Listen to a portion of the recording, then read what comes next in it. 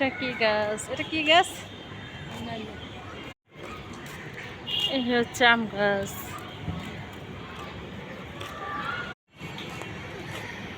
কি করো তুমি?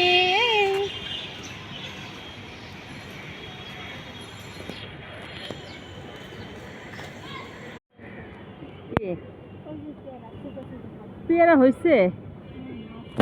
ও মা, এটা পেয়ারা গাছ? এত ছোট? আহ,